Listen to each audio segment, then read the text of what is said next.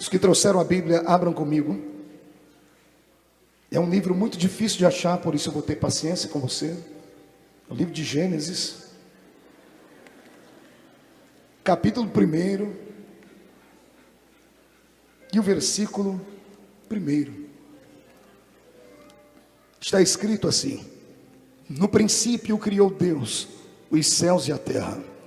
A terra, porém, era sem forma e vazia, e havia trevas sobre a face do abismo, e o Espírito de Deus pairava por sobre a face das águas. Amém? Fecha a Bíblia, coloque no banco, coloque na cadeira, pegue na mão da pessoa mais bonita do seu lado. Atravesse essa faixa de gás, esse corredor aqui, por favor. Vá do outro lado. Se o irmão não quiser pegar na sua mão, dê um chutezinho na canela dele. Isso. Aí, vocês que estão na galeria, por favor, peguem nas mãos uns dos outros. Aperte a mão do seu irmão com carinho até ele falar aleluia. Pentecostal que não faz barulho está com defeito de fabricação, não é?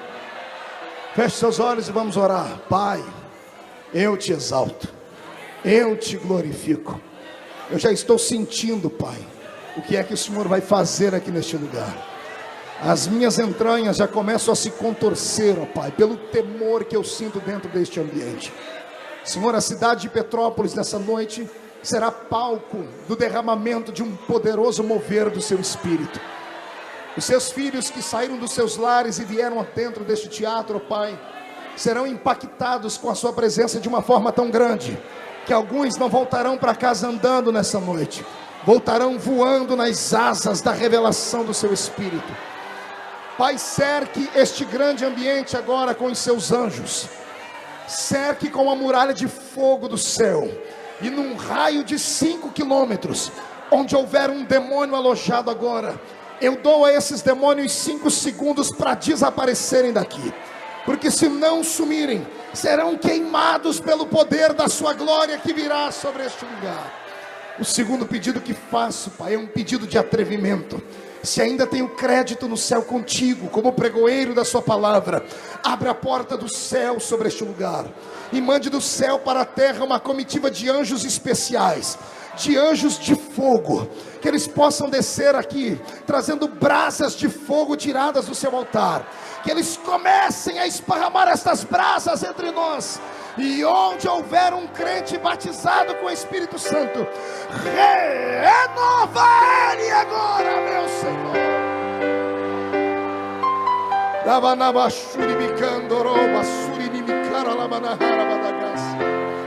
Fala conosco, transforma este ambiente, ó Pai, na plataforma de adoração do seu povo. O Senhor tem liberdade para curar, para batizar com o Espírito Santo, para libertar e para salvar vidas aqui. Pai, nesta noite, o céu é o nosso limite. É o que eu te peço em nome de Jesus. E quem crê, dê um grito de glória a Deus. Solte a mão do seu irmão e antes de se assentar, levante um dedo de profeta para cima comigo. Aponte o dedo para alguém que esteja do seu lado e diga para o seu irmão: é hoje. Não diga: é hoje. É hoje que o Senhor vai te dar uma razão a mais para você adorar o seu nome e para ser apaixonado pelo Espírito Santo de Deus. Só quem está preparado para isso, dê uma salva de palmas a Jesus e tome seu assento, por gentileza. Igreja de Cristo, noiva do Cordeiro, simpatizantes da nossa fé, amigos que vieram de perto, de longe, pessoas evangélicas e não evangélicas, ministros de Deus que tiveram a humildade de se assentarem junto com os demais, levitas do Senhor que foram por Deus impelidos a estarem conosco. Eu quero falar sobre as nossas raízes espirituais. Eu quero falar sobre as nossas experiências espirituais. Eu quero falar sobre o poder do Pentecoste. Eu quero falar sobre a unção do Espírito de Deus. Eu quero falar sobre esse que promove avivamentos aqui, ali e acolá. Eu quero falar sobre essa pessoa linda que tem sido tão negligenciada nos nossos cultos. Talvez porque não tem um corpo físico estabelecido. Talvez porque você não possa sentir o seu perfume. Talvez porque você não tenha a sensibilidade de ouvir a sua voz. Porque ele é invisível. ele é um espírito, mas não é por causa disso que ele deixa de existir. Talvez alguns acabam recriminando, talvez discriminando, porque a Bíblia o coloca na terceira pessoa da Trindade. Ele não é maior do que o Pai, tampouco é menor do que o Filho. Os três são um. Quando a Bíblia coloca ele na terceira pessoa da Trindade, é porque falta no vernáculo do ser humano palavras para poder encaixar os três dentro de um só. A Trindade constitui ainda numa grande revelação. Aceitamos pela fé, e aquele que aceita, bendito é no nome do Senhor. Você pode não perceber a presença dele aqui, mas ele chegou antes que você chegasse a este ambiente. E não tem ninguém mais interessado em ver esta reunião ser transformada numa verdadeira fogueira pentecostal do que ele. Só vou lhe dizer uma coisa sobre ele: ele é um cavaleiro, ele é um gentleman, ele é muito sensível e frágil, ele não é mal educado, ele jamais colocará a mão sem que alguém peça para que ele colocar. Ele jamais vai empurrar alguém sem que a pessoa peça para ser empurrado. Ele jamais descerá sobre a vida de uma pessoa com unção sem que a pessoa deseje. Agora, uma vez que você peça a ele, aí eu não me responsabilizo mais, e acredito que nem ele também, porque o Espírito do Senhor tem fome. Assim como você tem fome da justiça de Deus, ele tem fome de ver uma igreja cheia da sua presença. Assim como você tem sede de justiça, ele tem sede de ver um grupo de crentes que estejam cansados desta vida marasma que tem levado, desta vida de anemia, de apatia espiritual, e que queiram ter um novo encontro com a presença de Deus. Eu profetizo que por esses dias, essa cidade vai viver dias como em Atos dos Apóstolos capítulo 2. Eu profetizo que as igrejas deste lugar serão transformadas em verdadeiros cenáculos. Haverão cultos aqui neste lugar tão forte que as pessoas não vão conseguir terminar a reunião, e alguns voltarão para casa arrebatados pela presença do Senhor. E o que eu estou pregando não é uma mentira, o que eu estou pregando não é algo que é utopia. O que eu estou falando é coisas de sentimentos. Existem pelo menos 3 tipos de pentecostais que frequentam as nossas reuniões, e permito-me falar para eles, porque eles são os carismáticos. 3 tipos de pentecostais que existem entre nós. O primeiro grupo é aquele que vive do saudosismo do Pentecoste. O segundo grupo é aquele que vive da liturgia morta de um Pentecoste, ou apenas daquilo que é letra pentecostal. E o terceiro grupo, aquele que vive da experiência do Pentecoste. Oxalá que Deus me dê esse terceiro grupo aqui hoje, porque o primeiro grupo é uma tribulação sem tamanho. É aquela crente que você conhece, aquele irmão, aquela irmã, que para ele nada está bom no culto. Para ele só presta culto de 1500, quando Dom Pedro I esteve passeando pela igreja. Para ele só presta culto que tem o irmão Zezinho e a irmã Biroqueta. Só presta culto do passado. Vive do saudosismo do Pentecoste. Não absorve nada do que é novo. Só fica lá fora com a língua do tamanho da minha gravata, maldizendo do culto, maldizendo da música, maldizendo da mensagem. Querido, por favor, o poeta já disse assim: quem vive do passado sofre 2 vezes. A minha Bíblia diz que Deus faz novas sempre todas as coisas. Quem quer uma novidade com a experiência de Deus, dê mais um grito de glória nesse. O segundo grupo de pentecostais são aqueles que vivem da letra do Pentecoste, da liturgia morta do Pentecoste, aqueles que vivem apenas com o conhecimento filosófico do Pentecoste. Esse grupo também, por favor, não é muito bem-vindo aqui, porque tudo que você diz para empolgar a pessoa, nada a empolga. Você chega para o irmão e diz assim: olha, ontem Jesus batizou com o Espírito Santo, todo empolgado, Márcio, e a pessoa olha para você e diz assim: está escrito em Atos dos Apóstolos capítulo 2, que o Senhor batizaria com o seu Espírito. Aí você chega no outro que diz: olha, ontem Jesus levantou um paralítico, e diz: olha, está escrito em João capítulo 4, que o Senhor levantou um paralítico, e ele pode fazer isso de novo. Você diz: ontem no culto Jesus arrebatou uma irmã e ela deu testemunho. Ele vai dizer: João no capítulo de Apocalipse 1, 2 e 3 contou sobre o seu arrebatamento de sentidos. A pessoa conhece tudo aqui, sabe tudo sobre a letra, tem apenas conhecimento do que é o Pentecoste, mas não tem uma experiência do Pentecoste. Aí o que acontece com ela? Ela formou a sua opinião, vem para uma reunião como essa, fica com a cara feia, parecendo que foi batizada num pote de vinagre, sempre torcendo o nariz. Você não pode levantar a voz um pouquinho a mais. O pregador levantou a mão por mais de uma vez, ele já ignora. Sempre vai ter uma panelinha desta miserável do lado de fora da igreja no fim do culto, para jogar uma pedra, para dizer que isso não precisa. precisa para dizer que o nosso Deus não é surdo, para dizer que esses pentecostais são malucos, que não precisa fazer coreografia espiritual, não precisa pular, não precisa brincar de cirandinha, não precisa brincar de atender telefone. Ei, amigo, se você não tem experiência com Pentecoste, trave a sua boca, por favor, trave a sua boca, pense 2 vezes antes de tocar num pentecostal. Eu costumo dizer que quem toca a mão num pentecostal, ele enfia a mão numa caixa de abelha espiritual, querido. A minha Bíblia diz: não toqueis os meus ungidos e não silencieis os meus profetas. A minha Bíblia diz, e eu estou pregando aqui para aqueles que são a menina dos olhos do meu Deus, então não toque neles. Tem algum pentecostal aí que gostou dessa palavra? Então vibre, adore ao Senhor, deixa Ele te tomar. Gênesis 1, versículo 2. Que o Espírito de Deus pairava sobre a face das águas. Repita comigo: e o Espírito de Deus pairava sobre a face das águas. Murcha a barriga, estufe o peito, acotovele o irmão do seu lado e pergunte para ele: você sabe o que significa a palavra pairava? Diga para o seu irmão: a palavra pairava significa movia-se. Diga: o Espírito de Deus movia-se. Mostre para o seu irmão como é que ele se movia sobre a face das águas. Diga: ele se movia sobre a face das águas. É sobre isso que eu quero pregar, Cristina Mello.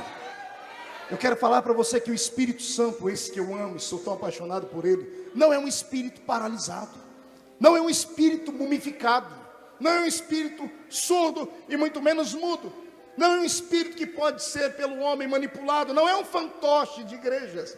O Espírito Santo é Deus na sua totalidade. E se tem um atributo que pertence só a Ele, é essa: Ele é um espírito de movimento. Não há avivamento se não houver movimento. A palavra avivamento vem do verbo avivar, e o verbo avivar significa trazer à vida aquilo que está morto ou meio morto. Como é uma pessoa meia morta, pastor? É alguém que está em coma. Por isso eu vou profetizar que essa igreja onde você congrega, que está em coma, cujo púlpito dela está em coma, cujas pessoas que estão do seu lado estão em coma, vão receber a visitação do Espírito do Senhor e serão avivadas pelo poder da sua presença.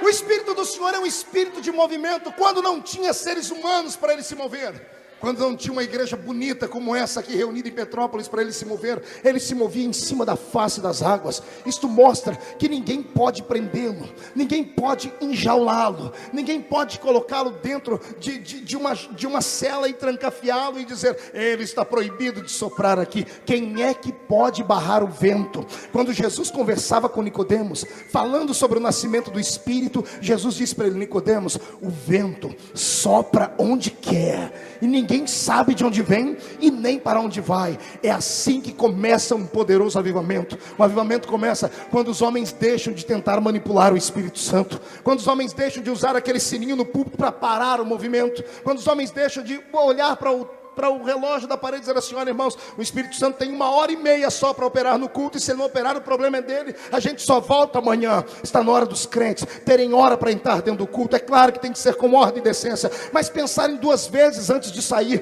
só sair depois que a sua botija estiver cheia. Está na hora de mudarmos um pouco a liturgia, está na hora de mudarmos um pouco a nossa homilia, está na hora desses nossos grandes teólogos, por favor, usarem a hermenêutica, a exegese bíblica de uma maneira santa, não de uma maneira profissional, não tentando falar aquilo que os homens querem ouvir, porque agora no século 21, os que frequentam a igreja não são mais os pobretões de antigamente, não é verdade? Antigamente vinham as pessoas que mexiam com enxada, que trabalhavam na lavoura, eram pessoas que não sabiam ler nem escrever, pessoas que eram tão pobres que tinham só 2 dentes na boca, o zagueiro e o atacante, era uma tribulação só. Agora a igreja está diferente. Olha do seu lado e você vai ver alguém com um anel de formatura no dedo. E qual é o pastor que quer perder o dízimo do advogado? Qual é o pastor que quer perder o dízimo do mega empresário? Qual é a igreja que quer perder o grande influente artista, que ele deixa de congregar a sua igreja? E sabe o que dizem? Dizem que esse barulho, dizem que esse movimento expulsa as pessoas daqui. Eu venho hoje em nome de Jesus defender a fé pentecostal.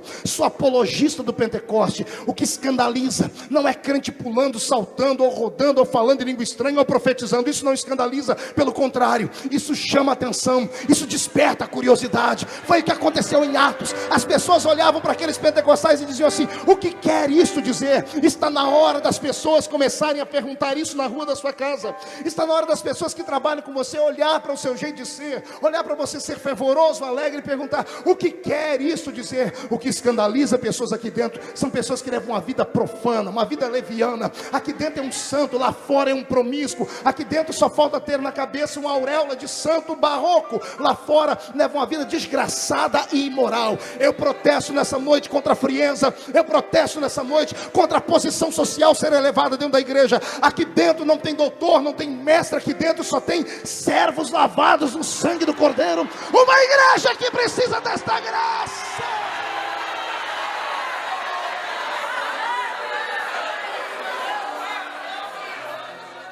Um dia desses, estava viajando, e no banco da frente do avião tinham duas senhoras sentadas, duas senhoras muito bem vestidas, já anciãs. A soma da idade das duas dava quase 200 anos.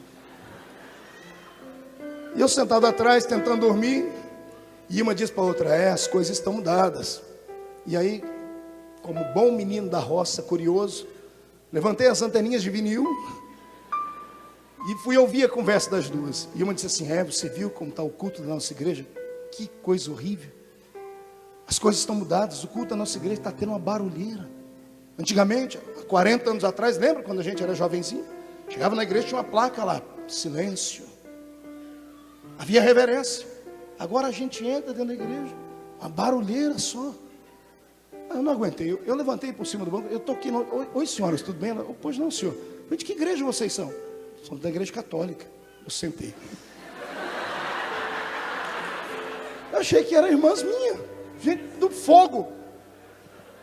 Me deu uma raiva, porque lá eles estão buscando um avivamento, a maneira deles, mas estão buscando. Tem alguns carismáticos, meu Deus do céu, tem programas da televisão que tem gente que prefere ouvir um carismático pregado que os pastores que pregam na TV. Estão buscando fogo, estão buscando vida. O silêncio está sendo substituído por barulho. E nós que nascemos no meio do barulho, estamos buscando silêncio. Há uma inversão de valores. Por isso os nossos filhos não têm mais um referencial. Eu falava isso essa semana com um líder de mocidade da minha igreja, e falava isso com o pastor Joel, que é pastor em uma igreja, ele falando sobre os adolescentes. Há uma perturbação na mente dos nossos filhos. Eles não têm mais um referencial, não sabem mais o que querem ser. Os meninos querem ser parecidos com o Ronaldinho Gaúcho. As meninas querem ser parecidas com a Kelly Key ou com a Tati Quebra-Barraco. O menino quer ficar parecido com o Tato Dolabella. Dá uma olhadinha do seu lado, você vai ver um parecido. O cabelo dele parece que a vaca deu uma lambida por cima. A garota quer parecer a Barbie. E há uma lacuna ficando aberta entre os que estão indo e os que estão chegando. Não há mais quem tenha fome de buscar talentos, de desenterrar dons, de buscar o fogo, a graça e a glória, de ser íntimo do Espírito Santo. Está ficando uma lacuna no tempo, e cuidado com esta lacuna, porque ela aconteceu lá na América do Norte. Na América do Norte tem dois públicos agora: os velhos que vão para a igreja e os jovens que não querem saber nada de Cristo. Os velhos vão e começam a pedir oração e dizem assim: olha, orem por nós, porque nós deixamos de apresentar Cristo para os nossos filhos. Mandamos eles para a universidade, para a faculdade, e deixamos de cobrar uma postura espiritual. Começamos a falar que não era nada errado, não era pecado ir a um baile, não era pecado fazer isso, não era pecado colocar esse tipo de roupa, e agora não há mais um controle. E aí quando chega alguém que vai pregar naquele país, eles veem mover, eles dizem assim: orem por nós. Se nós não fizermos alguma coisa agora, eu não sei o que vai acontecer daqui a alguns anos com a nossa igreja. Deus quer despertar em você a fome pela presença do seu Espírito. Foi só por isso que Deus te trouxe aqui. Deus quer que você mais uma vez levante os seus olhos e comece a contemplar os campos que estão brancos para a ceifa. Deus quer que você passe a ouvir novamente as profecias antigas de que haveria um grande mover nessa nação. Há promessas para o nosso Brasil. Paul Yang-Shu, quando esteve aqui, hoje se chama David Yang-Shu, mas quando esteve aqui ele disse: a nação brasileira é um leão. E todo o ginásio gritou, e ele disse: adormecido. E todo o ginásio se calou. E ele disse: é um leão, mas não sabe a força que tem, não sabe o peso que tem. não sabe a autoridade que tem. E ele levantou a mão em pleno estádio, lá no campo de Marte, e começou a dizer assim: eu profetizo que haverá um despertamento nessa nação, e o Senhor vai começar a levantar gente aqui, ali e acolá, e o leão vai despertar, e o urro deste leão será ouvido nos 4 cantos da terra. É por isso que nós estamos vivendo um tempo onde as pessoas vão ouvir um pregador, estão buscando esta graça, estão buscando este avivamento. Foi por isso que Deus te trouxe aqui. Deus não te trouxe aqui só para você vir porque não tinha um lugar melhor para ir. Deus te trouxe aqui porque Ele tem um compromisso, uma promessa feita na sua vida. E hoje eu estou te apresentando o olheiro de Deus. Você entendeu o que eu disse? O Espírito do Senhor veio até Petrópolis hoje, só para observar a sua atuação no culto, só para ver como é que você se porta, só para ver como é que o seu coração bate enquanto eu estou pregando, só para ver os seus olhos lacrimejar. Ele vai anotar o seu nome. E se prepare para uma surpresa muito grande dentro de poucos dias. Eu profetizo que o Senhor levantará artilheiros deste lugar aqui para o seu reino.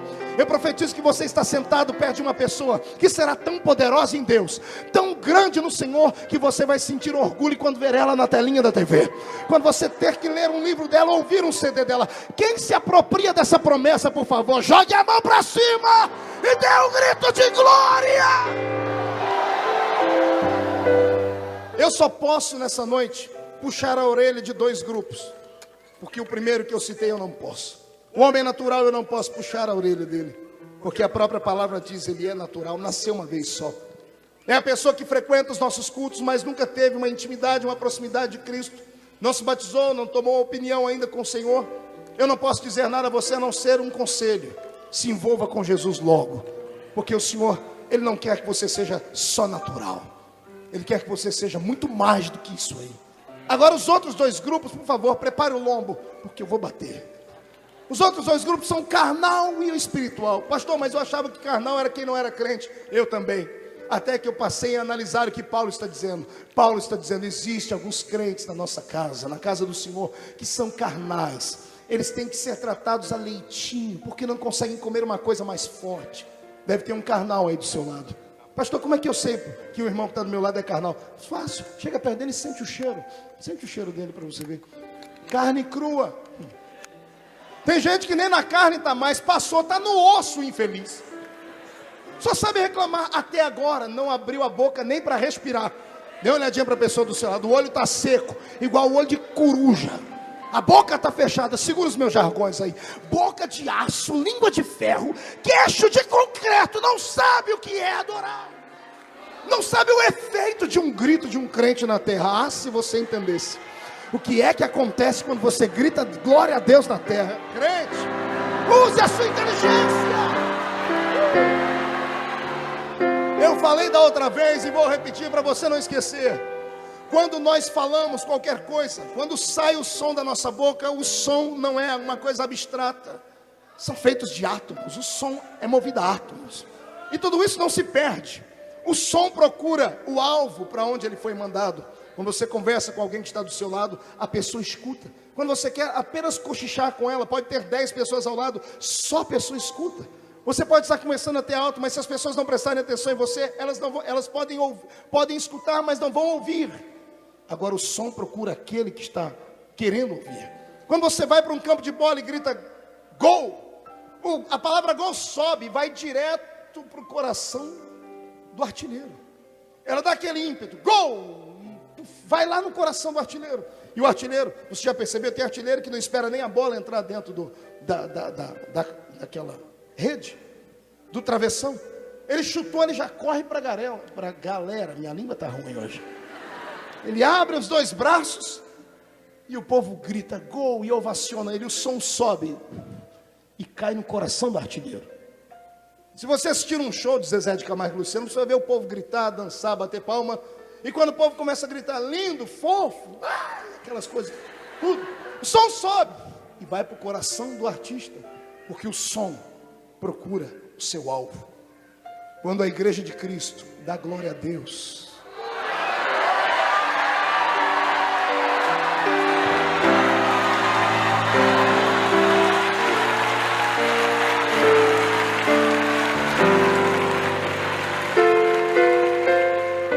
quando a igreja de Cristo dá glória a Deus, aqui na terra só tem um Deus, E o endereço dele é o seu coração. Mora aqui dentro, é o Espírito Santo. Mas como o Espírito Santo está aqui para nos ajudar, sabe o que ele faz? Quando você dá um glória a Deus, ele empurra o glória a Deus para quem é de direito. Como não tem outro Deus na terra, o som tem que atravessar o primeiro céu, que é o céu atmosférico, tem que atravessar o segundo céu, que é o céu cósmico, e rasga isso aqui, vai direto ao trono de Deus, lá no terceiro e poderoso céu.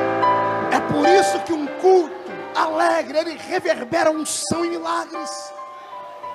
Comece a chamar a atenção de Deus para a terra. Pastor, eu não sei. Eu estou te apresentando o professor. Chama Espírito Santo. Ele é aquele que move o coração do ser humano. Só ele convence o homem do pecado, da justiça e do juízo. É ele quem faz brotar essa vontade de ser um homem e uma mulher de Deus dentro do nosso peito. Eu quero hoje relembrar você como foi a história desse mover de Deus através da história. Não foi apenas de uma só vez. Deus foi trabalhando com a humanidade nesses últimos 6.000 anos para poder chegarmos ao nível que nós temos hoje, de uma presença linda do Espírito de Deus sobre nós. Quando o Senhor criou os céus e a terra, o seu Espírito pairava sobre a face das águas. Quando Deus colocou o primeiro homem na terra, Ele tirou o Espírito Santo das águas e colocou o Espírito Santo dentro do homem. Como é que você acha que Adão via Deus? Por que você acha que ele ouvia Deus? Como é que você acha que ele entendia o idioma de Deus? Como é que você acha que ele percebia a presença de Deus? Detalhe, não morria. É porque quando Deus soprou nas narinas dele o fôlego de vida, entrou junto a presença do Espírito Santo. O Espírito Santo agora tinha um veículo na terra para usar. Tinha um homem na terra para poder se fazer presente aqui. E o homem pecou. E quando o homem peca, nós sabemos o resultado. Gênesis 7, 8 e 9, você vai encontrar o seguinte texto. E disse Deus a Noé: o meu espírito não ficará mais com o homem. O meu espírito não contenderá mais, não disputará o coração do homem mais. E quando Deus vem para a Torre de Babel e ele diz: eia, desçamos e confundamos a língua dos homens, o Senhor diz: o homem nunca mais vai falar comigo. Foi isso que aconteceu ali. Quando Deus provoca a separação das línguas, Deus estava dizendo: ninguém mais na terra entende o meu idioma, porque o tradutor do idioma de Deus para a terra era o Espírito Santo. Deus tirou ele da terra, e o Espírito Santo voltou para o céu. E agora Deus começa a observar o caminhar da carruagem, e os homens que se levantam na terra são truculentos e malditos. Você vai encontrar logo o homem que alicerçou a Torre de Babel, que era Nimrod. E a Bíblia diz que Nimrod era um poderoso caçador. Só que não se alegre. A palavra poderoso caçador no original significa aquele que era truculento e maldito. Na tradição dos hebreus diz que Nimrod matou o pai, dormiu com a mãe, teve relações com ela e teve filhos. Essa era a raça de ser humano que estava vindo sobre a terra sem a presença do Espírito Santo. Eu sempre costumo dizer que existem dois símbolos para o homem na terra. O homem sem o Espírito Santo tem um símbolo, e o homem com o Espírito Santo tem outro. O homem sem o Espírito Santo, ele parece um suíno, um porco. Você já viu um porco? Porco é um dos poucos animais da terra que não tem articulação no seu pescoço. Você nunca vai ver um porco olhar para cima, a não ser que seja o porquinho baby da Disney, né? Aquele coisa articulada. Só ele olha para cima. O restante não olha. Por quê, pastor? Porque não tem articulação. Porco só olha para a terra. Esse é o símbolo do homem sem a presença do Espírito Santo. Não consegue contemplar as maravilhas de Deus. Só olha para esta terra. Só olha para a horizontal. Espera tudo deste lado de cá. Diferente do homem que é espiritual. O homem que é espiritual, o seu símbolo não é um porco. O seu símbolo é uma águia. Porque uma águia voa e voa nas alturas. A visão de uma águia é abrangente. Uma águia, ela é capaz de enxergar a 3 quilômetros de altura um camundongo correndo no meio da mata. Este é o símbolo do crente cheio do Espírito Santo. E é isso que eu peço para o Senhor Deus te dar aqui hoje. Renovar as suas forças como renova as forças das águias. Se prepare porque você vai voar. E as pessoas que até ontem riam de você porque você parecia um porco aqui no chão, quando te procurarem aqui embaixo não vão te achar. E para te enxergarem onde Deus vai te colocar, vão ter que comprar binóculos. Porque para te enxergar acima das nuvens não será nada fácil. Quem concorda comigo? Dê mais um grito de glória a Deus aí, vai lá.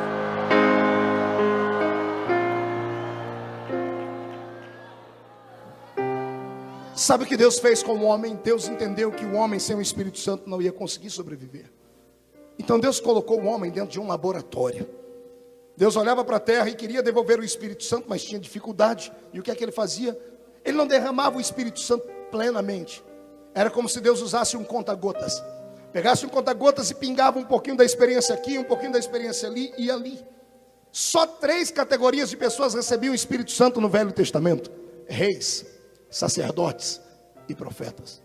Só esses 3. Se você não tivesse a graça de ter nascido com este talento que eles tinham, você jamais veria o Espírito do Senhor, jamais sentiria a presença do Espírito Santo. Agora imagine o que aconteceu. Cada vez que Deus colocava o Espírito Santo dentro de um profeta, o profeta se agigantava. Cada vez que Deus derramava o Espírito Santo sobre um rei, a sua sabedoria sobressaía a sabedoria dos demais. Cada vez que um sacerdote ficava cheio da experiência do Senhor, ele tinha coragem de atravessar o véu do templo. Poderia morrer, mas ele tinha coragem de atravessar o véu do templo e ir até onde a nuvem de Deus descia, só para falar com Deus acerca do pecado do povo. Só que Deus, quando terminava este momento, tirava o Espírito Santo do homem. E o Espírito Santo voltava para o céu. Ezequiel diz assim: eu passei a tarde inteira com a boca aberta na beira do rio Quebar, esperando Deus me encher para profetizar. Tem um homem na Bíblia, o seu nome era Eliseu. Eliseu era sábio. Eliseu um dia querendo profetizar não tinha inspiração nenhuma, porque o povo havia cometido tanto pecado que Deus estava triste. Como Eliseu não conseguia profetizar, sabe o que ele fez? Ele mandou chamar um tocador de adufe. Por isso que eu só prego com o som de uma música, porque se eu não conquistar Deus aqui, a melodia traz Deus para a terra. Está entendendo isso? E Eliseu chamou, e lá vem o tocador de adufe. Eu nem sei que instrumento era esse. Um amigo meu disse que parecia um berimbau. Não sei se é verdade. Imagina um tocador de adufe, ele vai tocando o adufe, e quando o som, a melodia vai entrando no céu, Eliseu percebe que Deus parou para ouvir. Quando Deus estava olhando, Eliseu entrou na frente do tocador e disse: Deus, eu quero profetizar. Que coisa bela, eu aprendi com Eliseu aqui. Quando você sentir o céu travado no meio da igreja, chame um tocador de adufe para perto de você. Pega um desses crentes malucos, desses que dão aquele grito que a igreja inteira olha para trás.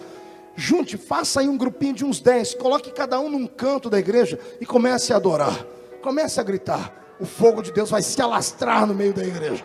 Chame a atenção de Deus para a sua vida. Eu estou dizendo isso para provar que o homem não tinha o Espírito Santo e a liberdade como nós temos com ele hoje. A minha Bíblia diz que Moisés, que recebeu o poder de Deus de uma forma tão grande, um dia se cansou, chamou o sogro dele e disse: Jetro, eu não estou aguentando mais o povo, é muita luta para mim. E Jetro deu a ele o conselho: por que você não escolhe gente no meio de Israel? Escolhe homens capazes. Moisés entendeu, disse assim: eu vou perguntar para Deus se Deus aceita. E Deus disse: Moisés, funciona. Moisés pegou uma lista, escolheu 70 homens no meio da congregação, e ele levou para o monte para consagrar aquilo a Deus. E olha que interessante, na hora que Deus foi consagrar esses homens, a Bíblia diz que 68 deles estavam dentro do arraial, e 2 estavam do lado de fora do arraial. Eldade e Medade era o nome deles. Eu não sei o que eles estavam fazendo, se estavam trabalhando, se estavam queimando lixo, se estavam fazendo um piquenique, se tiveram ido a uma outra cidade para namorar, eu não sei. Eu sei que eles eram escolhidos. E aqui eu aprendo uma lição com Deus: quem é escolhido, não importa onde ele esteja dentro do culto, Deus vai pegar ele onde ele estiver. Está entendendo isso? Não me interessa se você está aqui na frente no primeiro banco ou se você está atrás da parede ouvindo o eco. Se você é um dos escolhidos por Deus para provocar um avivamento nesse estado, Deus vai pegar você. E aí eu quero ver o que é que vai acontecer com a sua história. Comece a se preparar, porque de hoje você não passa. Você escapa de um raio, mas não escapa do poder do Espírito Santo do meu Deus. Alguém deseja isso? Levante a mão direita para o céu comigo e chacoalhe a sua mão. Coloque a mão no ombro de quem está do seu lado, por gentileza. Até você que está em pé, faça isso, por favor. Até o diácono que está na porta, agarre o ombro do seu irmão com carinho e respeito. Se ele sorriu, vai ficar mais fácil. Se não, diga para ele que fui eu que mandei. Chacoalhe ele. Chacoalhe, comece devagarinho. Isso. Agora vai melhorando o embalo. Comece a ficar um pouquinho mais rápido. Tira ele do lugar. Irrita ele. Diga: é isso que Deus quer fazer com você. Ele está começando devagar, mas até este culto terminar, Ele vai mover a sua história.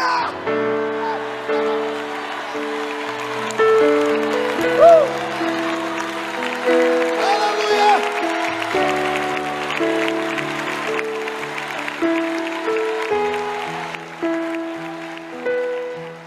Você já percebeu que sempre que Deus levanta alguém, levantam 2 ou 3 para tentar parar ele? Toda vez que um crente espiritual se levanta, Toda vez que Deus demonstra a sua unção sobre ele, vai levantar alguém para tentar impedir. É natural isso. Por isso eu sempre dou parabéns àqueles que são perseguidos pela fé que têm.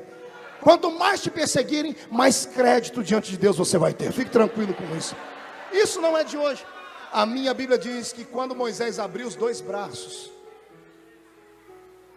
Deus retirou do espírito que estava nele. Escute, primeira lição. Deus podia ter dado uma experiência pessoal aos outros, mas Deus disse: não, Moisés, eu vou tirar do que eu te dei. Deus tinha tanto um pé atrás com o ser humano. O Senhor tinha dúvidas acerca do ser humano, e o Senhor preferiu tirar do que ele deu para Moisés e repartiu com outros.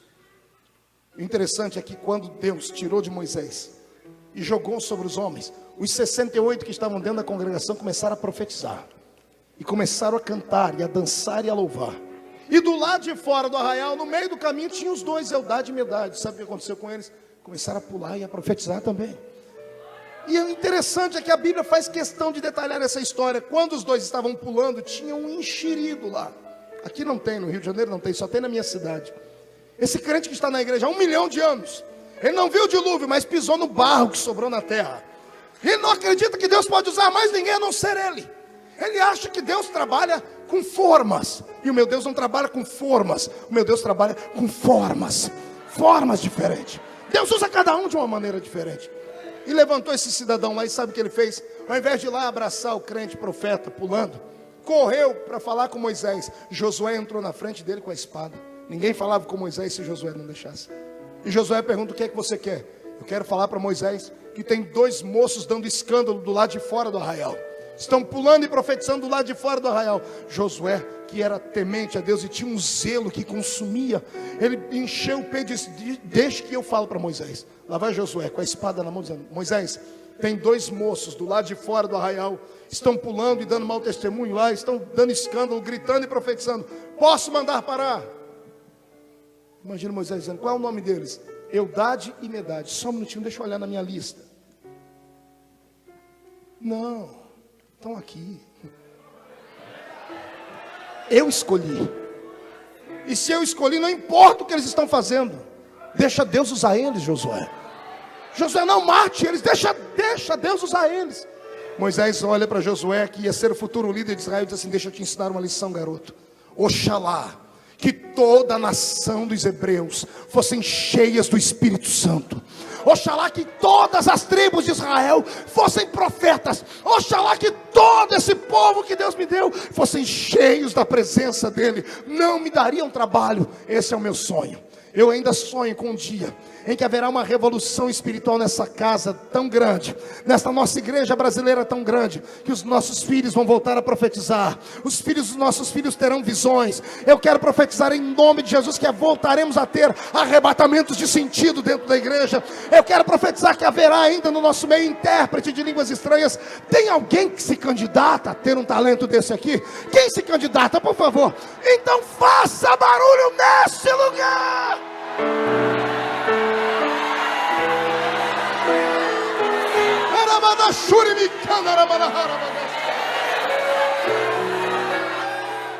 Eu usei esse texto só para lhe mostrar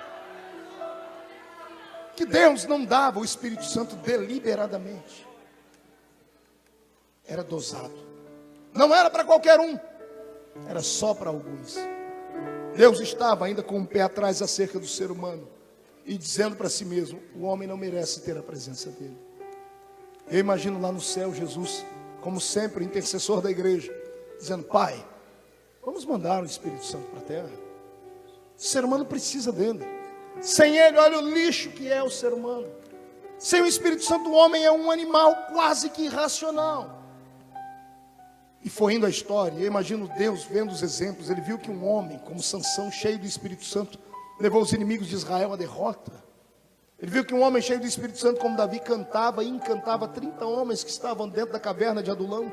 E de truculentos homens, malditos e miseráveis homens, se transformaram na escolta particular de Davi. Deus viu que um homem cheio do Espírito Santo, ele é capaz de mover uma cidade inteira. Você acredita nisso?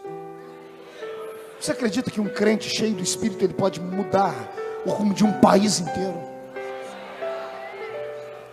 acredita? Quem acredita, levante a mão. Então, essa mão que está para cima, faz um carinho nas costas do seu irmão e diga para ele: prepare para apanhar. Pastor Joelson, se um homem e uma mulher cheios do Espírito Santo podem mudar o rumo de uma sociedade inteira, de um país, por que é que esse irmão que está do seu lado aí não consegue mudar nem a vida dele, irmão? Fale para mim. Como é que você não consegue ser exemplo nem para os seus amigos do seu trabalho? Como é que você não consegue ser exemplo nem para os seus vizinhos? Nem os crentes da igreja acreditam em você, nem o seu pastor acredita em você. Tem alguma coisa errada. Ou é mentira, ou um crente cheio do Espírito Santo não pode mudar nada, ou a outra refutação. Ou nós pensamos que temos, pensamos que somos, e nós não temos, e nós não somos. O que nós pensamos que é poder e unção, não passa de um mero momento de fervor e alegria, que se esvai. Não é assim que estamos vivendo hoje? Crente de momento. O crente entra dentro da igreja arrasado, vai 1h30, 2 horas para Deus colocar ele de pé. O Senhor o enche, ele sai daqui como um verdadeiro gigante. Antes de chegar em casa, já perdeu tudo. Marido pula, fala em línguas estranhas. Quantas pessoas me procuram falando: meu marido pula, fala em línguas estranhas, mas chega em casa me bate. O meu filho na igreja é uma bênção, mas chega lá em casa e não consegue ficar longe das garotas. A minha esposa lá dentro da igreja é um pentecoste só, mas chega em casa, ela me maltrata, isso, aquilo. Por que isso? O nosso vaso está rachado, está trincado. A gente recebe no culto a unção. Antes de chegarmos em casa, saiu tudo. Deus hoje quer consertar isso. Aí sabe o que fazemos? Queremos inovar. Líder da mocidade, coitado, queima os neurônios. Gente, o que a gente vai fazer para segurar a juventude? Aí acabam fazendo as besteiras.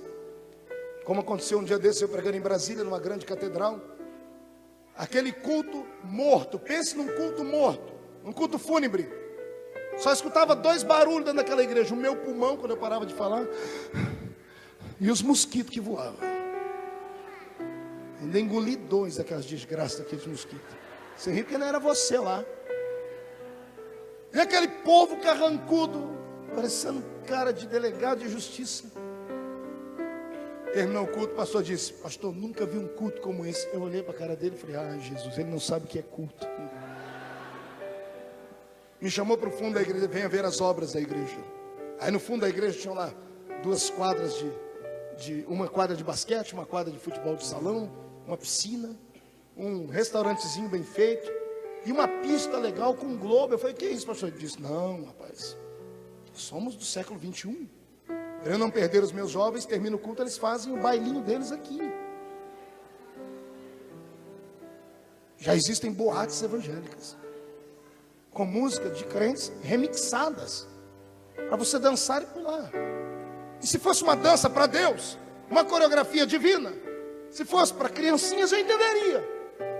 Mas para os adolescentes marmanjões, cujos líderes não conseguem dar a eles uma dose mais forte da glória, tem que arrumar um paliativo, tem que transformar os nossos filhos em gente mundana. Querem ser iguais ao mundo. E essa não é a proposta de Deus. Quando Deus tirou Israel do Egito, o Senhor disse: ninguém daqui vai buscar ninguém lá fora, mas se alguém lá de fora quiser vir para cá, aceite. O estrangeiro será bem-vindo, mas ninguém daqui vai lá. Aí alguém deve ter dito: Deus é um ser que quer criar uma raça ariana pura. E Deus diz: não, eu sou inteligente. Eu quero que as pessoas lá de fora, quando olharem para vocês, queiram ser igual a vocês. Eu não quero que vocês serem igual a eles. A igreja de Cristo tem 3 fases. A primeira fase era a fase que éramos perseguidos. Oh, que dor. Ainda hoje de manhã eu falava com o pastor, onde estava, sobre Richard Hurbaran, um dos maiores exemplos missionários ainda vivo da Romênia, que teve a sua vida dilacerada por amor a Cristo, 14 anos em celas comunistas, mais de 20 vezes com as suas unhas arrancadas, e teve que ver o filho ser assassinado e não negar a fé. uma época de perseguição. Teve gente aqui que viveu isso. Que ser crente significava perder amigos, perder status, perder família, perder emprego, por causa de uma filosofia, por causa de uma fé que era inabalável. Éramos perseguidos. Nenhum crente era bem visto, ninguém aplaudia, ninguém gostava, ninguém sorria. O crente parecia um leproso andando na terra.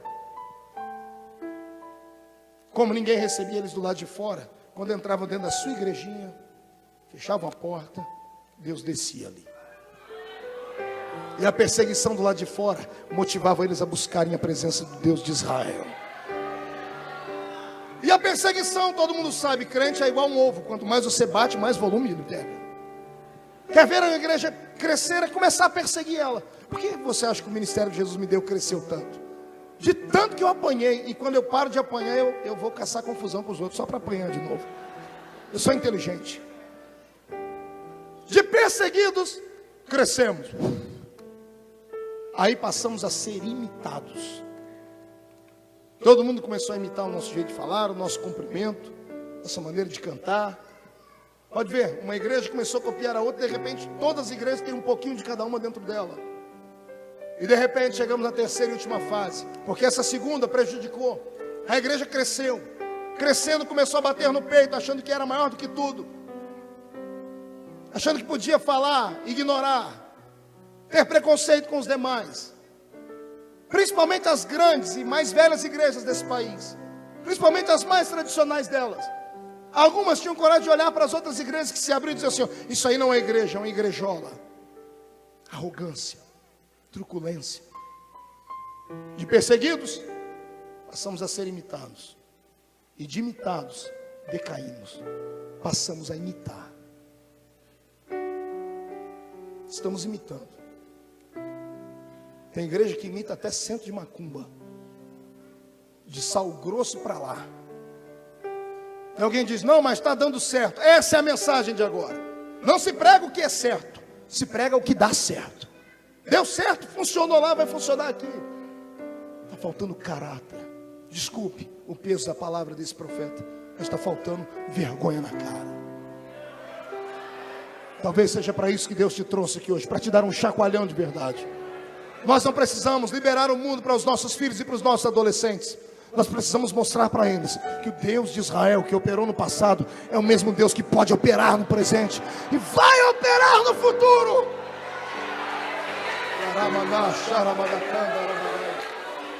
E lá vem o Espírito do Senhor se movendo na história. E de repente, Deus fica feliz de ver os homens recebendo a presença do Espírito Santo, ficando cheios. O Senhor abre a boca de um profeta 835 anos antes de Jesus nascer. Joel era o nome dele. Pense num profeta de 17 anos de idade, jovenzinho, cheio do Espírito Santo. Foi para o meio da rua e Deus disse: abre a boca porque eu vou te usar. E ele vai para o meio da praça, bate palma, chama a atenção de todos. Enquanto a multidão está ouvindo, ele diz assim: assim diz o Senhor, pode falar, pai. Abriu a boca e o Senhor tomou a língua dele e disse assim: eis que nos últimos dias derramarei do meu Espírito sobre toda a carne. Vossos filhos e vossas filhas profetizarão. Vossos jovens terão visões. E os vossos velhos sonharão sonhos. Eu imagino Joel profetizando e logo botando a mão na boca. O que eu falei? Gente, está errado. Senhor, só profeta, sacerdote e rei recebe. O Senhor diz que todo mundo, e o Senhor ainda completa: naqueles dias, até sobre os servos e sobre as servas, derramarei do meu Espírito. Deus abriu a boca para falar. Oh, glória. Pergunte para o seu irmão: está preparado para o que vem aí? Diga para ele: desaperte o cinto, porque agora nós vamos flutuar. 835 anos depois, melhor, 435 anos depois, Deus fecha a boca dele e fica sem falar com os homens por 4 séculos. Período entre Malaquias e Mateus, período interbíblico. Antigamente haviam páginas brancas na Bíblia que separavam um testamento do outro. O Velho Testamento e o Novo estão separados por 400 anos. 4 séculos que não houve profeta, não houve manifestação profética, não houve uma unção de Deus deliberada. Deus fechou os céus. Nesse período se levantaram algumas pessoas que escreveram livros apócrifos, esses que nós não temos na nossa Bíblia, como Macabeus, o restante das profecias de Daniel, Tobias, Judite, etc. e etc. Como Deus ficou sem falar com os homens, todos pensaram que ele havia mentido e o profeta Joel também. Passaram-se mais 400 anos, agora sim, 835 anos depois da profecia de Joel, estamos em Jerusalém. Jerusalém tem um profeta, e ninguém quer ouvir o profeta pregar, porque era um profeta que tinha uma mensagem dura demais, e era um cidadão maluco, corajoso. Ele colocava uma caixinha de tomate do lado da parede do palácio do rei Herodes, botava as duas mãos em forma de um cone e gritava: Herodes, adúltero! Adúltero! Herodias, é a mulher do teu irmão e você tomou ela por mulher. E Herodes queria matar, mas os conselheiros dele chegavam: olha, se você matar ele, você vai caçar confusão com o povo, porque o povo acredita que ele é um profeta. Oh, coisa linda. Oxalá que essa unção pegue pelo menos uma meia dúzia de crentes aqui hoje. Gente que não tenha compromisso com homens, homens e mulheres que tenham compromisso com o seu Deus, que tenham equilíbrio, mas que tenham compromisso com o seu Deus, que não tenha medo de perder o emprego, que não tenha medo de perder a sua posição na igreja, que não tenha medo de perder o cargozinho que deram para ele, ou de ficar lá na porta em pé, parecendo um manequim de vitrine de terno, ou sentadinho no púlpito, parecendo um que está sendo entrevistado pelo Jô Soares. Chega disso. Tenha coragem, tenha pudor, tenha respeito à palavra, vaticine a sua chamada com a Bíblia. Se você está em um lugar onde a glória de Deus não pode descer, onde as coisas estão sendo erradas, onde a mensagem é pregada de maneira deturpada, por favor, não pactue. Pastor, mas eu vou perder o emprego, eu vou fazer isso, aquilo. Seja homem, tenha coragem. O meu Deus te sustenta. E ainda que ele não te sustente, olhe para a fornalha e diga assim: ó, o meu Deus pode me livrar disso, mas ainda que ele não me livre, eu não me entrego, eu não me vendo.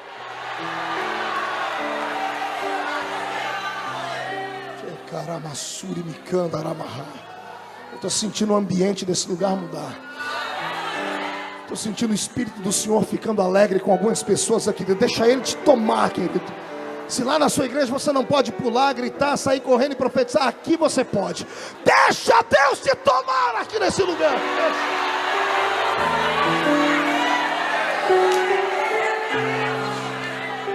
Como ninguém deixa o profeta pregar em Jerusalém, ele vai para a beira do Rio Jordão. E a mensagem dele era muito parecida com as de hoje. Ele dizia assim: raça de lindinhos, fofinhos. Era assim que ele dizia? Raça de perfumadinhos. Era isso que ele dizia? Raça do quê? Raça do quê? Olha para o seu irmão e explique para ele que é uma víbora, porque talvez ele não saiba. Sabe o que é uma víbora? É uma cobra das bravas. E o povo amava isso. Todo o povo gosta de ver um homem de coragem falar, uma mulher de coragem atuar. É o que está faltando no nosso meio. Temos muitos cavalheiros no nosso meio. Deus está procurando alguns guerreiros no nosso meio. Temos muitos poetas no nosso meio. Deus está procurando alguns malucos no nosso meio. Gente atrevida. Essa é a palavra para este século: atrevimento. Diga para o seu irmão: seja atrevido. Diga: ou você seja atrevido, ou você será sempre mais um. Quem está cansado de ser mais um, dê um grito para Petrópolis inteira escutar aí. Deixa eu ver.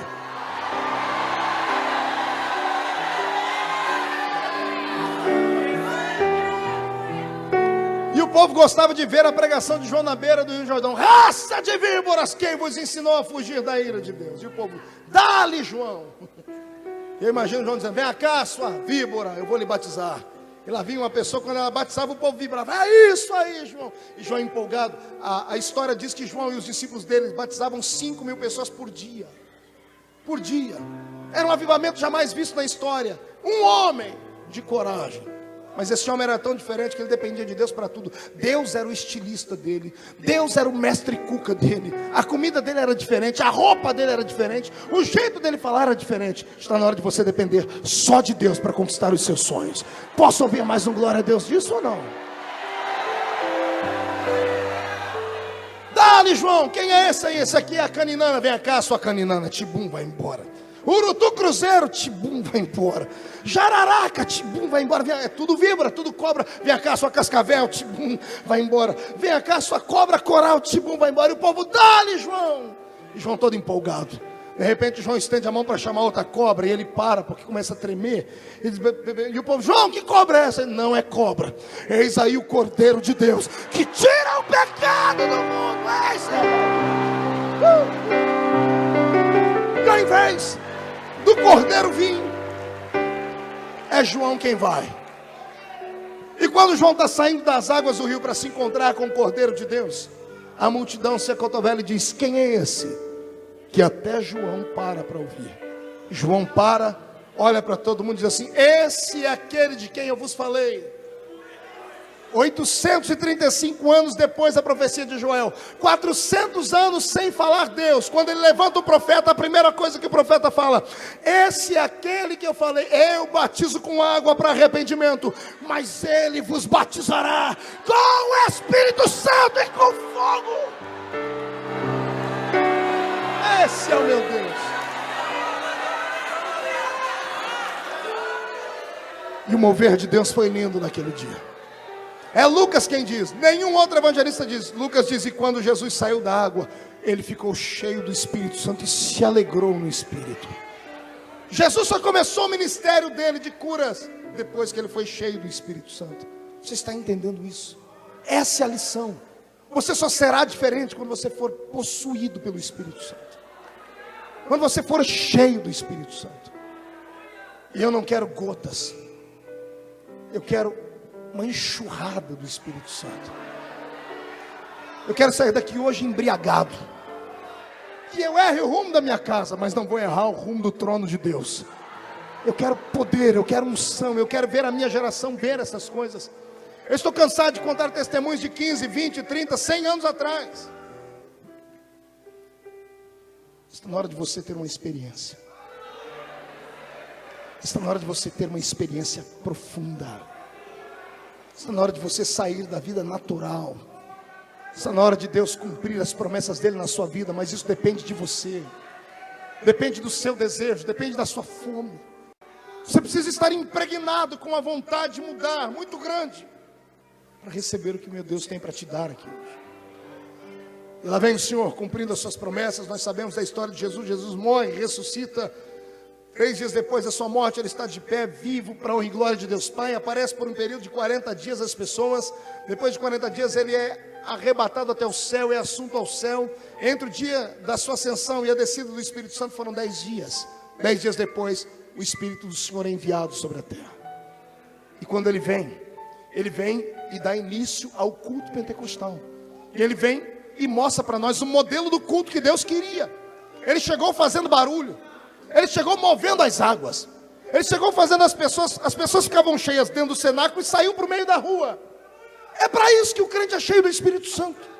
Não é para ficar sentado no banco, levantando a mãozinha apenas e dizendo assim, eu sou cheio do Espírito Santo aqui dentro. Que mérito há brilhar na luz? Temos que brilhar nas trevas. Foram cheios do Espírito Santo no cenáculo e saíram para o meio da rua. Pergunte se eles tinham vergonha de pular. Pergunte se eles tinham vergonha de falar em línguas. As pessoas começaram a criticar alguém e disseram, eles estão bêbados. Eu só conheço um bêbado, ou sentindo o cheiro dele, ou vendo ele fazer estripulias que um homem natural não faria. Eu não sei o que esses homens viram. Eu sei que eles viram crentes parecendo bêbados, pulando, gritando, sorrindo.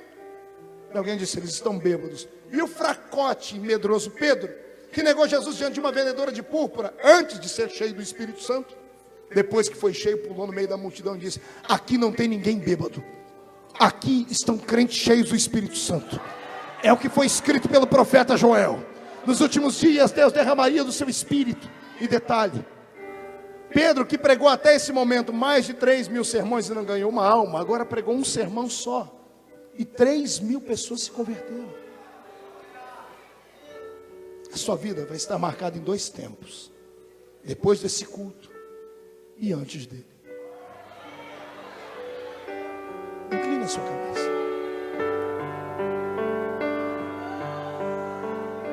Eu só posso estimular, eu só posso argumentar, Eu só posso te levar até a entrada do palácio, mas bater na porta e entrar perto do trono é com você.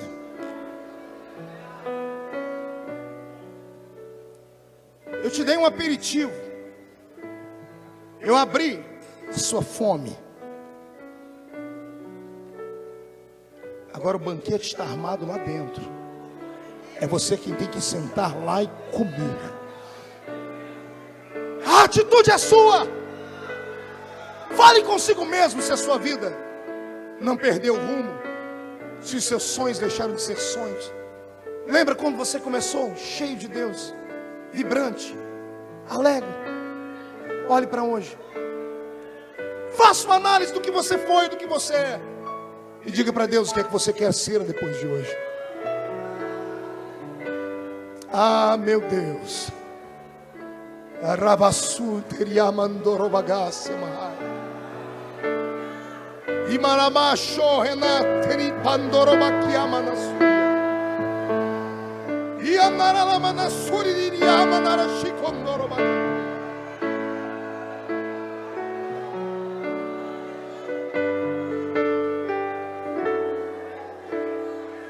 Suas promessas nos cultos de avivamento, os dias que você se jogou na frente do altar pedindo me usa, os sonhos com os poderosos ministérios, onde está tudo isso, amado? Isso, chora mesmo, isso, geme, grita. Se quiser se jogar no chão, se joga. Se quiser correr, corra. Mas por favor, alimente o seu homem espiritual que está aí dentro. Não saia daqui sozinho, não saia daqui apenas para dizer: olha, o culto foi legal, a Cristina cantou bem, o pastor Marco pregou legal. Não, saia daqui hoje possuído por uma visão divina. Deixa Deus te levar para as profundezas da sua revelação.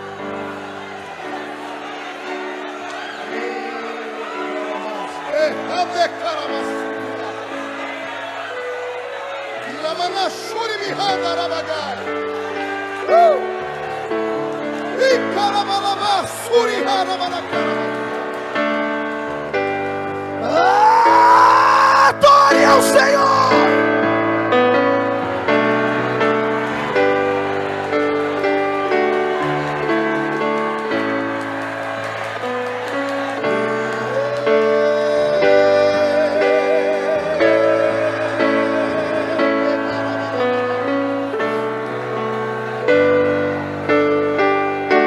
Segura um pouquinho. Olhe para mim. Olhe para cá. Pastor Marco,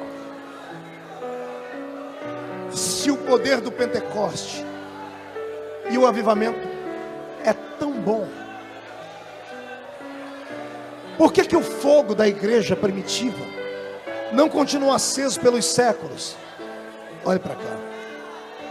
O diabo sabe que o poder pentecostal não é uma influência passageira. O diabo sabe que o poder carismático do Espírito Santo não é uma unção momentânea. Ele sabe que isso faz a diferença do crescimento da igreja. Ele sempre lutou contra o poder de Deus, sempre tentou imitar o poder de Deus, sempre levantou homens na história para tentar bloquear a presença de Deus. Foi no 3º século que o Espírito Santo quase foi extinguido. Levanta-se o imperador romano, e a igreja que era perseguida agora ganha um parceiro.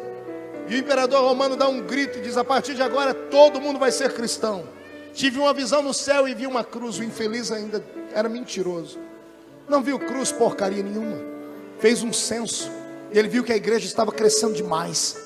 E como a igreja estava crescendo demais, com medo de um motim, ele usou esse artifício dizendo que teve uma visão para ganhar a atenção do povo, porque ele era um bom governante, tinha uma autoridade na palavra incrível, e ele conquistou o povo.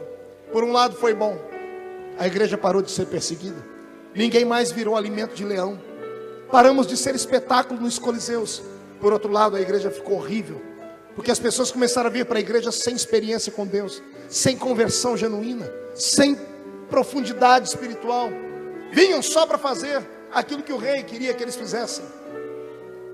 Deus não quer que a igreja seja igual ao mundo. A igreja tem que ter um diferencial. Diga para o seu irmão, tem que ter um diferencial. Tem que ter um diferencial. 6º século, a igreja que agora se levanta, todo mundo era dela, começa a entrar em decadência financeira, porque agora quem colocava os sacerdotes no púlpito era o Império Romano. A igreja se casou com o Estado. As pessoas deixaram de dizimar, o Espírito Santo foi expulso da igreja. Começaram então a criar artifícios para poder fazer essa igreja sobreviver. Foi aí que começaram a inventar imagens de escultura, atribuir milagres a pedaços de madeira, dizendo que eram lascas da cruz. Foi aí que começaram a fazer coisas desse sentido. E a igreja começou a ficar promíscua, começou a se prostituir espiritualmente falando. E quando o diabo já dava gargalhada no inferno, não tem mais poder do Espírito. Passam-se 700 anos depois disso. Estamos no século 14. Lá pelo século 14, um grupo de pessoas chamadas de morávios se levantam para estudar a Bíblia como ela era. E eles começam a orar. E o Senhor Deus começa a avivar o coração de alguns homens na Europa. E os morávios são responsáveis agora por uma grande parcela do avivamento que houve em parte da Europa. De repente, dos morávios vieram alguns que eram chamados de albingenses, que também começaram a buscar a santidade do Senhor e a buscar a sua presença. E toda vez que a igreja começa a bater na porta, o Senhor pode até demorar, mas Ele abre a porta. Daqui a pouco, dos morávios vieram os albingenses, dos albingenses vieram os quakers. Diga comigo, quakers. Quem já viu aquela veia quaker? Lembra daquele homem com aquele chapelão daquele jeito? Aquele é um europeu. A palavra quaker significa tremedores, ou aqueles que tremem. Esses quakers começaram a ouvir a palavra e começaram a estudar ela a fundo. E entraram pelo livro de Atos e capítulo 2 e começaram a buscar o Pentecoste. E o dia que Jesus derramou sobre eles a unção do Pentecoste, eles começaram a pular, e onde eles pulavam fazia tremer as casas de madeira. E os vizinhos começavam a perceber que tudo tremia, e começaram a botar apelido: lá vão os quakers, lá vão os tremedores. E o avivamento de Deus começa a incendiar a Europa inteira. Oh meu Deus, levante os tremedores aqui em Petrópolis hoje. Levanta, Senhor, levanta eles. E parece que esse fogo não vai pegar, porque é uma faísquinha aqui, é outra faísquinha acolá. Mas nós sabemos que um fogo não precisa de um grande incêndio. Ele começa com uma faísca mesmo. Começa com uma brasinha pequenina e pode virar um incêndio. Eu estou feliz de ver você pelo menos levantar a mão com dificuldade, ou pelo menos inclinar a cabeça. Talvez você não tenha uma brasa no seu peito do tamanho desse irmão que está pulando e dançando. Eu vi que vocês olharam ali para cima da galeria porque começou a tremer. São os quakers de Jesus que estão aí. Mas eu estou feliz porque tem uma brasinha pequenina aí. Daqui a pouco ela vai incendiar. Ah, meu irmão, eu profetizo que não tem bombeiro no inferno que vai apagar este fogo que o meu Deus levantou sobre esta nação. E ainda no século 14, do século 14, Deus começou a encontrar homens valentes. E o Senhor encontra um homem também na Europa, lá pelo lado da Alemanha, chamava-se João Hus. João Hus tinha um apelido, era o menino do ganso, porque o pai dele criava gansos para vender, e todo mundo olhava para ele no meio da aldeia. Ele andava com a linha amarrada no pescoço de um ganso, e botaram o nome dele, João Hus, o garoto do ganso. E ele se tornou um monge, e foi para dentro da sua igreja e começou a buscar a face de Deus, até que Deus revelou para ele a santidade verdadeira. E ele começou a pregar contra o pecado, começou a pregar contra as coisas mundanas, e a aldeia toda começou a se converter. E ele começou a dizer que Roma estava errada. E quando ele tocou em Roma, o demônio se levantou. Chamaram ele para uma inquisição, deram a ele o poder de confessar o seu pecado e ele ficaria livre. Mas ele olhava para a multidão que o seguia e dizia assim para ele: eu não posso negar a fé diante daqueles que me seguem. E disseram: você será queimado. Ele disse: a morte não é minha inimiga, a morte é uma carruagem que apressará a minha chegada até a presença do trono de Deus. O avivamento de Deus sempre contou com mártires. Todo avivamento custa caro, todo avivamento gera excessos. Eu não posso negar. Todo avivamento, às vezes os líderes perdem o controle, geram excessos. Mas são excessos que podem ser controlados e contornados com carinho, com gente que estude a Bíblia, com gente um pouco mais equilibrada. Mas algumas pessoas, por não terem paciência de lidarem com o avivamento, preferem apagar, preferem excluir, preferem dizimar, preferem soltar as pessoas, preferem excluir. Deus está procurando gente que tenha coragem de ser mártir nesses dias. Meu Deus, eu não parei ainda porque Deus teve piedade de mim. Quantos homens dessa nação que dizem ser pentecostais, e eu chamo eles sem medo algum de Judas Iscariotes do avivamento. São pentecostais, alguns são até da minha igreja, sabe o que fazem? Quando vem um crente como esse pular, escracham de maneira deselegante, sem nenhum tipo de respeito. Começam a debochar dizendo, olha, aquele crente vai pegar na asinha do anjo e vai voar. Falta de respeito. Se você não entende o que está acontecendo com o irmão, não toque nele. Se você não sabe, ou nunca teve uma experiência com Deus, por favor, cala-te. É melhor, eu disse isso no começo e repito, é melhor parar. Tem gente à beira de cometer o pior pecado que há, que é a blasfêmia contra o Espírito Santo, e não sabe. Todo mundo fala de pecado de adultério, todo mundo fala de pecado de língua grande, todo mundo fala de pecado de roubar, matar. Ninguém fala do pecado da blasfêmia contra o Espírito Santo. Sabe o que é blasfemar contra o Espírito Santo? Jesus disse no texto, ele estava operando milagres, alguém disse, ele está operando por Beelzebu. É o diabo que está usando ele. E Jesus disse, se pecar contra mim tem perdão, contra o meu Pai também, mas contra o Espírito Santo não tem. Nem hoje e nem daqui a 100 anos. Não toque no Espírito Santo. Entendeu o que é o pecado de blasfêmia? É você atribuir ao diabo uma obra que é Deus que está fazendo. Quantas vezes eu vi irmãs cheias do Espírito Santo dançando no culto, se extravasando, mostrando a alegria do Senhor, dançando como Miriam. E alguns pastores dizem, isso aí é obra de macumbaria. É pecado isso, mandar as pessoas calarem, passar vergonha nelas. Ei, cuidado. Quando você falar desses pequeninos de Deus que sobem o monte para orar, que andam com a gravata pelo meio da barriga, gente simples, gente pobre, mas que quando põe o joelho no chão, não mexa com um crente cheio do Espírito Santo. Não mexa com crente de oração. Eu tenho medo de crente de oração, irmão. Eu tenho medo de gente que ora. Tenho medo. Porque o cidadão pode não ter uma vida lá como eu queria que ele tivesse, mas quando ele dobra o joelho, ele tem intimidade com Deus. Vou te dar uma palavra, guarde isso. Cada um tem um mistério de Deus na sua vida. Você entendeu isso? Não tente entender como é que Deus me usa, é um mistério. Não tente entender como é que a Cristina é usada, é um mistério. Não tente entender porque aquele irmão é um mistério.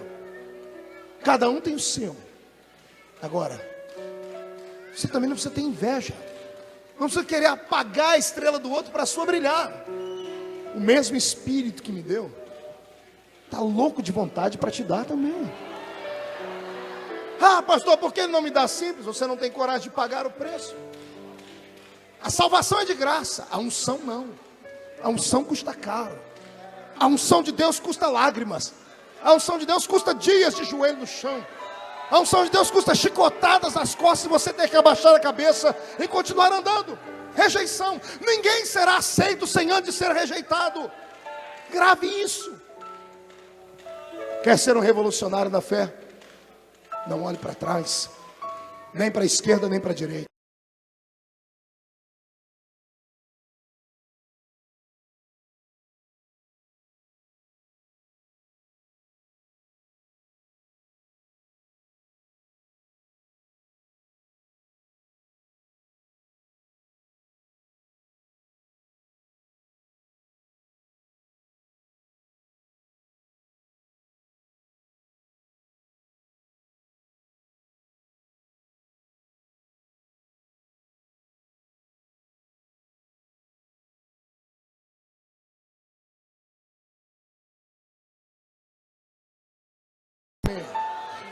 João Rus foi levado pela Inquisição.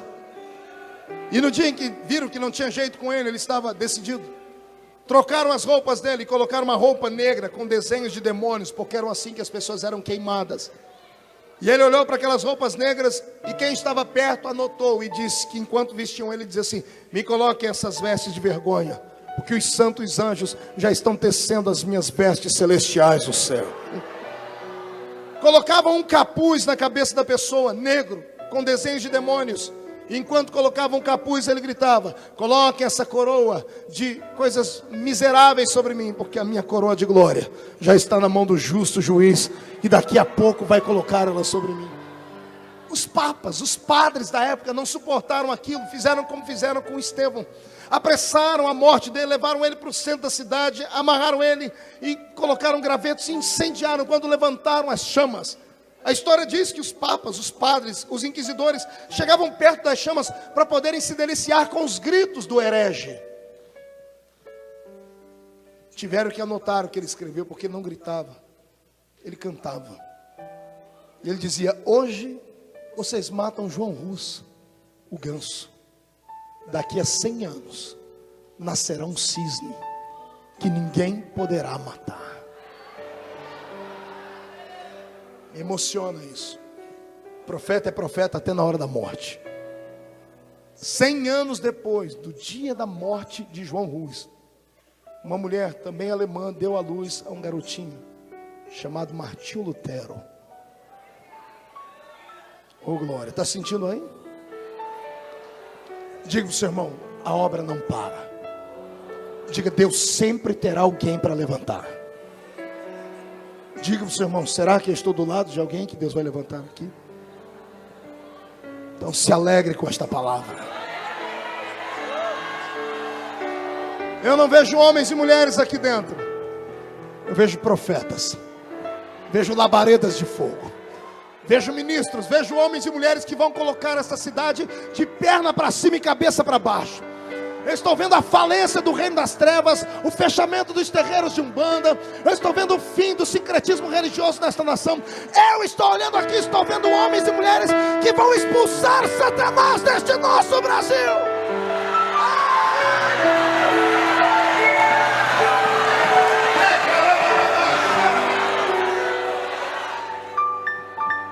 E levanta Martinho Lutero e vai crescendo o rapaz. E dentro do mosteiro se revela um homem de um QI avançadíssimo.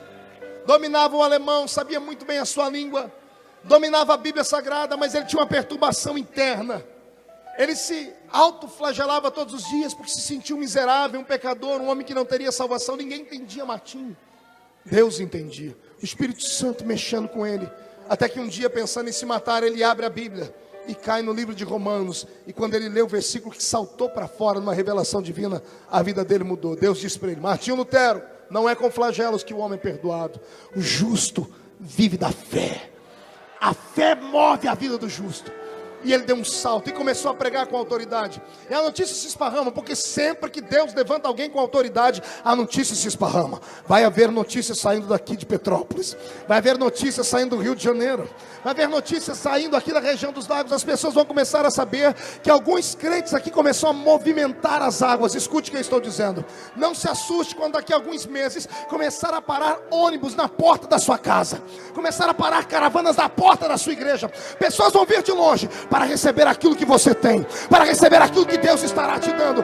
Se você deseja isso, por favor, abre mais a sua boca para adorar.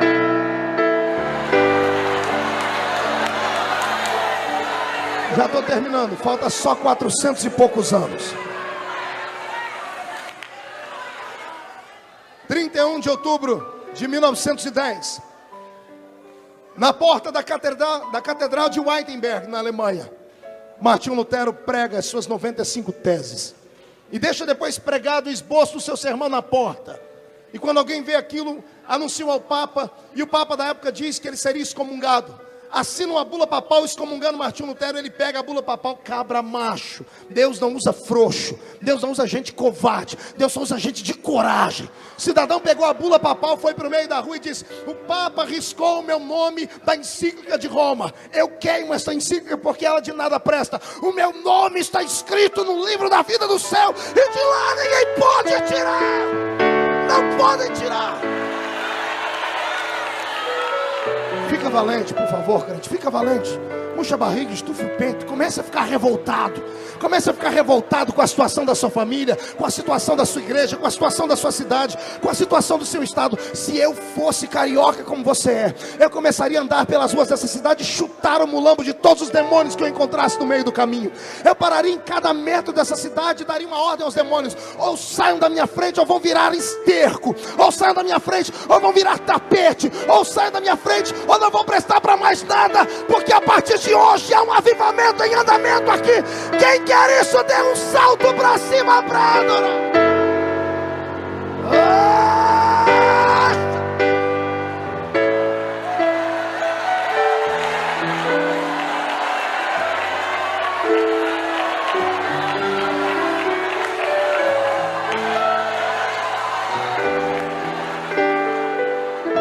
Estou procurando os profetas. Cadê os profetas, Senhor? Cadê os profetas? Ai, meu Deus, cadê os profetas? Sai da frente, Satanás! Estamos em guerra!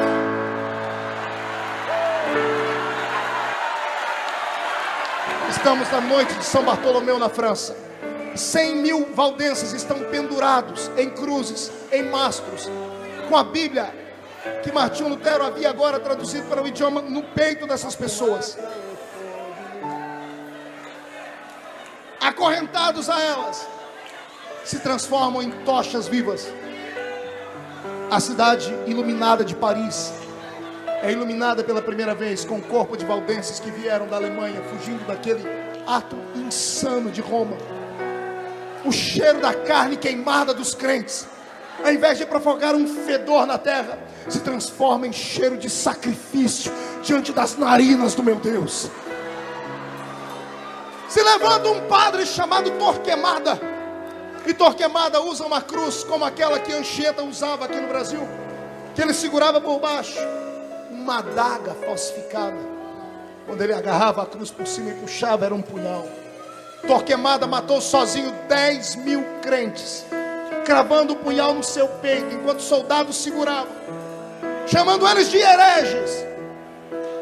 Eu te agradeço, Torquemada, onde você estiver, porque a alma desses estava escrito na Bíblia Sagrada sobre os seus gritos. Apocalipse diz que o grito das almas dos santos são incessantes diante do trono de Deus, pedindo vingança e justiça. E em breve o meu Deus vai sacolejar esta terra para vingar os filhos que foram mortos. A igreja vai crescendo. 1901, Houston, no Texas, um pastor metodista chamado Parham tem uma crise, fecha a igreja, junta um grupo de pessoas, vai para uma mansão e começa a estudar a Bíblia porque ele quer mais. Diga para o seu irmão, ele queria mais. Pergunte para ele: você quer? Agarre a mão do seu irmão. A oração de Parham era essa: eu quero mais. E de repente Jesus deu para ele o que ele queria, e o metodista é batizado com o Espírito Santo. A notícia se esparrama, e um jovenzinho chamado Seymour, William Seymour, um jovenzinho de cor escura, 100 anos atrás, Estados Unidos, cor escura não era bem vista, segregação, preconceito. E lá vem ele, com a sua roupa rústica, o seu chapéu de palha na mão, dizer ao pastor metodista: eu creio. E o pastor, sorrindo, disse: só você creu. Se você creu, Deus vai te dar. Colocou a mão sobre o William, e o William foi batizado com o Espírito Santo. Estudou 5 anos com esse pastor, e em 1906 ele sobe até a rua Azusa, em Los Angeles. Aluga um lugar que era um antigo prostíbulo ou coisa parecida. Coloca uma placa na porta escrita com a sua própria mão: nesse lugar Jesus Cristo salva, cura, batiza com o Espírito Santo e leva para o céu. A bandeira do Pentecoste estava sendo fincada nas Américas. Paralíticos entravam nas suas cadeiras de rodas e saíam empurrando as cadeiras de rodas, curados. Cegos entravam amparados por muletas, bengalas, e saíam enxergando e dando gritos de glória a Deus. 2 anos, 1908, A pequenina igreja da Rua Azusa envia missionários para os cantos desse nosso mundo. 2 missionários vão parar na Suécia. Do lado de um seminário eles armam uma tenda dos barulhentos. Seminaristas, batistas, curiosos, saltavam o muro da universidade para ir ouvir o culto dos gritadores e barulhentos. Teve 2 que foram tantas vezes que um dia foram e não voltaram mais. Daniel Berg e Gunnar Wing ficaram com os gritadores e disseram: não queremos mais isso, queremos esse fogo. Pegaram um navio, foram para os Estados Unidos e numa reunião de oração Deus disse para eles: eu vos enviarei para uma nação e o nome da cidade é Belém. Pegaram o mapa mundo e foram procurar Belém. Só tinha 2 Belém no mundo, uma no Oriente Médio e a outra na América do Sul. E na América do Sul ficava num país que só tinha índios, usavam arco e flecha. E os 2 disseram: aqui é mais perto, é mais barato, é mais fácil aprender o idioma. Pegaram um barco e aportaram em Belém do Pará, no Brasil. Oh glória! Entraram dentro da igreja batista, porque eles eram batistas lá na Suécia. Foram bem recebidos. E todos os dias, enquanto eles oravam, faziam barulho, falavam em outro idioma. E os pastores diziam assim: irmãos, eles estão falando em sueco. Mal sabiam que eles estavam falando em línguas estranhas. Estudaram 1 ano, enquanto um trabalhava de manhã, o outro estudava, porque o que trabalhava pagava o estudo, e à noite os 2 repassavam a lição para aprenderem o idioma junto. Um dia, um deles disse: eu já sei pregar em português. Mandou um bilhete para o púlpito da igreja batista: eu quero pregar. E o pastor todo alegre diz: vamos ouvir o irmão da Suécia, ele já sabe pregar. E o irmão pegou o microfone e começou a dizer: eu quero falar para os irmãos que a Jesus que nós serve, ele a batiza com o Espírito Santo, ele dá língua estranha, ele cura doente, ele traz morto da sepultura. Revolução dentro daquela igreja, foram mandados embora de lá. Todo avivamento gera confusão, todo avivamento gera saia justa, mas alguém tem que buscar, alguém tem que estar disposto a pagar o preço. Os 2 saem pelo meio da mata chorando, dizendo assim: perdemos. Enquanto eles vão para um lado, uma das irmãs que estavam no culto vai para casa, perturbada. Celina de Albuquerque. Celina de Albuquerque dobra o joelho dela em casa e vai orando até as altas madrugadas. 6 de janeiro de 1911. Ela está orando dizendo: se é verdade o que aqueles suecos falaram, eu quero para mim. E ela foi batendo na porta, foi batendo. Demorou 4 horas para o Espírito Santo visitar ele. Eu entendo porque ele estava arrumando as malas dele para se mudar para o Brasil. Sabia que o Brasil ia ser um celeiro do avivamento.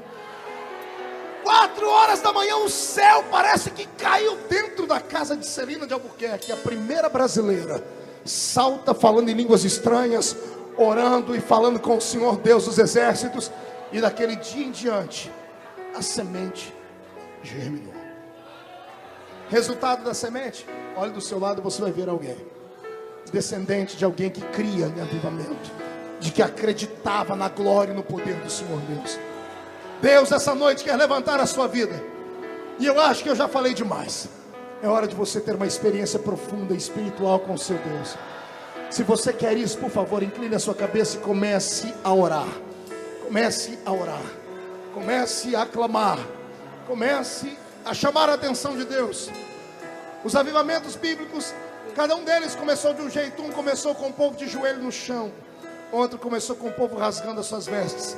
Outro começou com o povo correndo, gritando. Eu não sei como é que vai começar na sua vida. Eu só sei que ele precisa começar agora. Aramanassuri de Candere, Tarabala, Suriaba, Imacandoro Venesti de Mihai, Xaramanacanto Menesta. Faltar-me-ia tempo para falar de John Wesley, de Charles Finney. Faltar-me-ia tempo para falar de Jonathan Edwards. Faltar-me-ia tempo para falar de outros grandes homens como John Knox, Calvino. Faltar-me-ia tempo para falar dos homens e mulheres como Aimee. Faltar-me-ia tempo para falar sobre Catherine Kuhlman, Benny Hinn, T.D. Jakes, Oral Roberts, Rod Parsley. Faltar-me-ia tempo para falar com você dos homens e mulheres que creram no que eu estou pregando aqui. E todos tiveram sucesso na sua vida. Agora eu estou cansado. de ver avivamento só do outro lado do Oceano Atlântico. Eu quero um avivamento na minha nação. Eu quero um avivamento no meu país. Eu gosto de ouvir falar dos americanos, mas eu quero ver Deus levantar um brasileiro. Nessa noite, eu quero ver Deus levantar um fluminense aqui. Quero ver Deus levantar um carioca nesse lugar. Cadê você, carioca? Cadê você, fluminense? Quer ser usado? Feche seus olhos. Estou vendo.